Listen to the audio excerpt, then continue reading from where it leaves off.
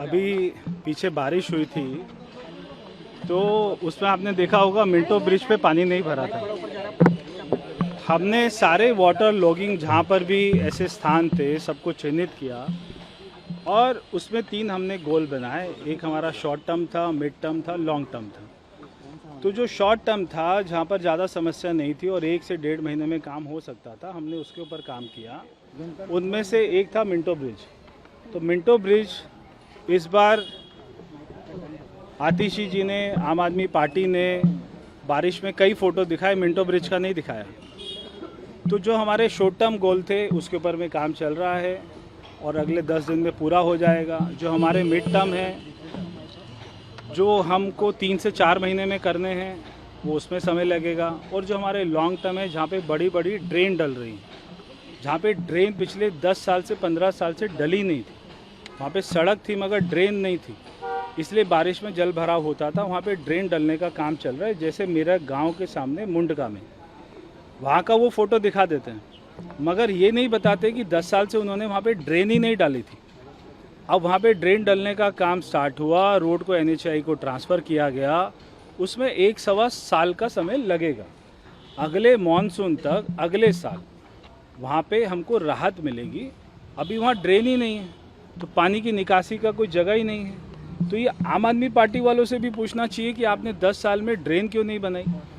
आज कोई 3 महीने में ड्रेन नहीं बन सकती है। 2-2 किलोमीटर, 4-4 किलोमीटर की दोनों साइड में ड्रेनें, और वो बड़ी बड़ी ड्रेनें और अच्छी क्वालिटी की ड्रेन बनने में समय लगेगा। इसलिए आम आदमी पार्टी को ऐसी घिनौनी राजनीति से बाज आना चाहिए और 10 साल उन्होंने क्या किया वो भी सोचना चाहिए और हमने 4 महीने में क्या करके दिखाया एक बार हमारे साथ में वो भी देखना चाहिए। सर, क्या ये कहना सही होगा कि जो आप बोल रहे हैं कि मिड टर्म और शॉर्ट टर्म गोल्स या लॉन्ग टर्म गोल्स हैं, एजेंसियों का समन्वय ना होने की वजह से भी दिक्कत हो रही है? मैं नहीं मानता। आज सारी सरकार एक ही है, चाहे MCD है, चाहे दिल्ली सरकार है, चाहे भारत सरकार है। सारे कमिश्नर, सारे सेक्रेटरी, सभी लोग, हमारी जब भी मीटिंग होती है, मुख्यमंत्री जी मीटिंग करते हैं, मैं मीटिंग करता हूँ, सारे अधिकारी आते हैं, सारे डिपार्टमेंट के आते हैं। कोई भी आदमी काम बोलता है, जनता काम बोलती है।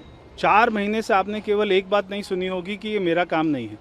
सब लोग ये कहते हैं ये मेरा काम है, ये काम मैं करूँगा। हमारे सारे विधायक, मंत्री सभी कहते हैं कि हमारा काम है, हम करेंगे। तो कोई भी दोषारोपण नहीं है, कोई भी ब्लेम गेम नहीं है, सारे काम हम करेंगे, सभी में समन्वय है।